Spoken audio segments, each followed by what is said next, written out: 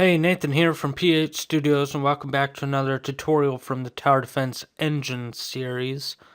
Last couple tutorials, we discussed the user interface on how it's going to operate, and last tutorial, we discussed the UI block, and what the UI blocks are, and how to program those.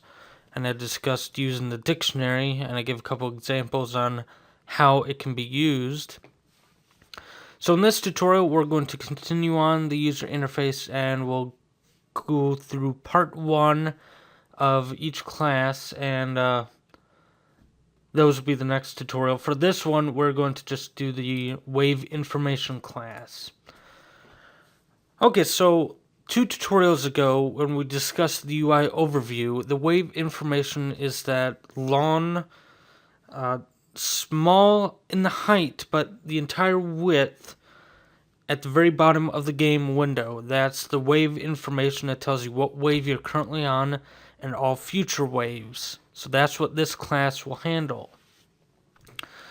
Just like always, at the very top, we need to add a few using statements for Microsoft.xna.framework and using Microsoft.xna.framework.graphics.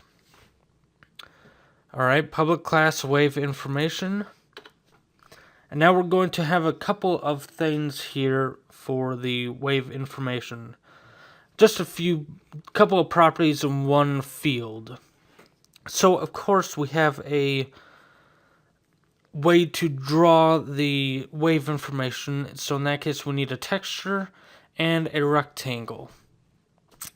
Then we need access to the map, the active map, which will give us the wave information and all that stuff. So in order to do that, we need to get access to the session. The active map is stored in the session. So let's go ahead and add rectangle as a public property. Name it rectangle. Get and private set.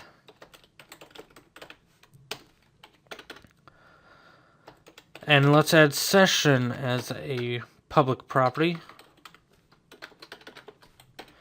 Get and private set. And let's just add the texture as a field. Texture 2D background. In case you want to display a texture to background in the wave information block. Alright, so now we have a constructor, update and draw, of course. So let's go ahead and start with the constructor. Private set.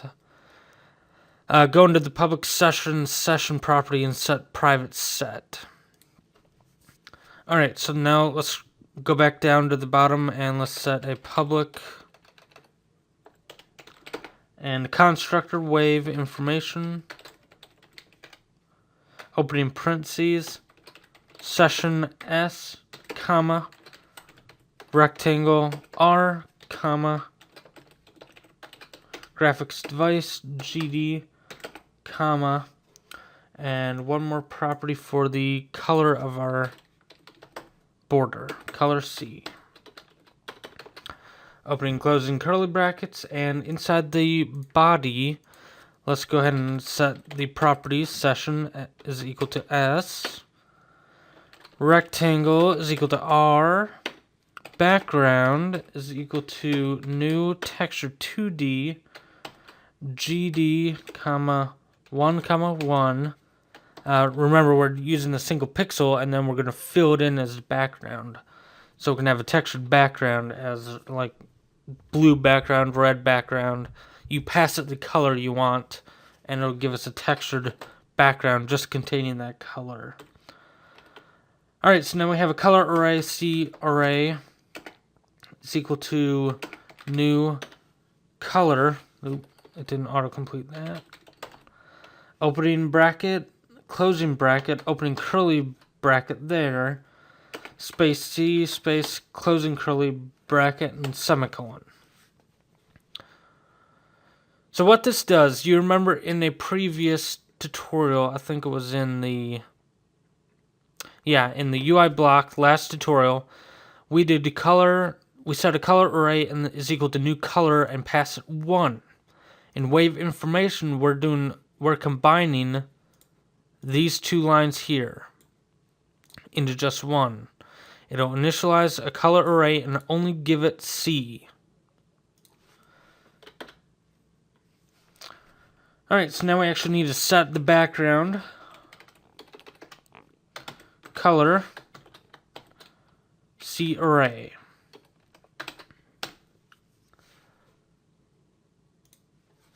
Alright, so now it's time for the update method. So type in public void update with a capital U, opening parentheses, game time, closing parentheses, and open and closing curly bracket, just like that. We're going to leave the update method blank. And it is blank as of right now for version 1.0, so we will get that to a 1.x update. In the future update, we will populate the update method, but for now, it's going to be blank. Alright, so now we have a public void draw, opening parentheses, game time, comma, sprite batch,